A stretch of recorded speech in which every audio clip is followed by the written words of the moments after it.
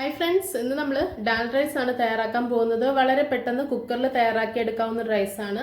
അപ്പോൾ കുട്ടികൾക്കൊക്കെ ലഞ്ച് ബോക്സിൽ പെട്ടെന്ന് തയ്യാറാക്കി കൊടുക്കാവുന്ന ഒന്നാണ്. അപ്പോൾ എല്ലാവരും വീഡിയോ ഫുള്ള് കാണണേ.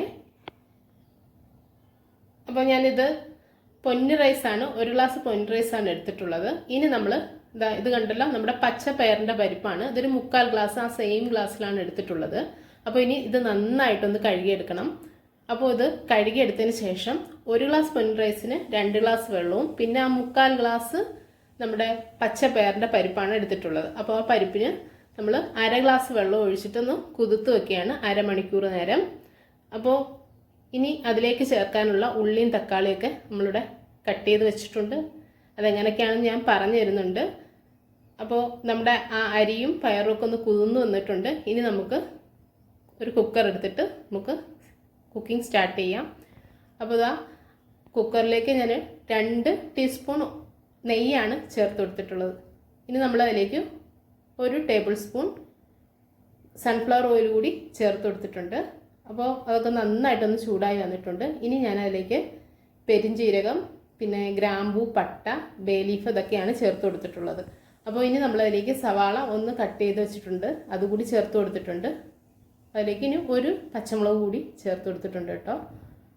അപ്പോൾ ഇതൊന്ന് നന്നായിട്ടൊന്ന് വഴറ്റിയെടുത്തതിന് ശേഷം നമുക്ക് അതിലേക്ക് തക്കാളി ഇതേപോലെ ഒരെണ്ണം കട്ട് ചെയ്ത് വെച്ചിട്ടുണ്ട്, അതുകൂടി ചേർത്ത് കൊടുക്കാം. അപ്പോൾ ഈ ഉള്ളി ഒന്ന് പെട്ടെന്ന് വഴറ്റിയെടുക്കുന്നതിനായിട്ടാണ് ഞാനിവിടെ ഉപ്പ് ചേർത്ത് കൊടുത്തിട്ടുള്ളത്. അപ്പോൾ ഉള്ളിയൊക്കെ ഒന്ന് നന്നായിട്ടൊന്ന് ഫ്രൈ ആയി വന്നിട്ടുണ്ട്. നമ്മൾ നേരത്തെ കട്ട് ചെയ്ത് വെച്ചിട്ടുള്ള തക്കാളി കൂടി അതിലേക്ക് ചേർത്ത് കൊടുത്തിട്ടുണ്ട്.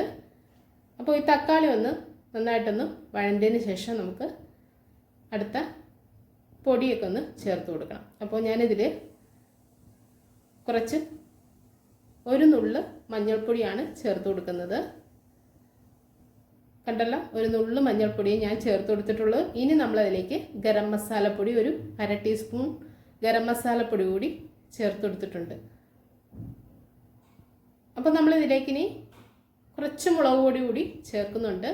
അത് ലാസ്റ്റേ ചേർക്കുന്നുള്ളൂ കേട്ടോ. അപ്പോൾ ഞാനിപ്പോൾ പുതിനയിലയും മല്ലിയിലയുമാണ് ചേർത്ത് കൊടുത്തിട്ടുള്ളത്. അതുകൂടി ചെറുതായിട്ടൊന്ന് കട്ട് ചെയ്തിട്ടാണ് ചേർത്ത് കൊടുത്തിട്ടുള്ളത്.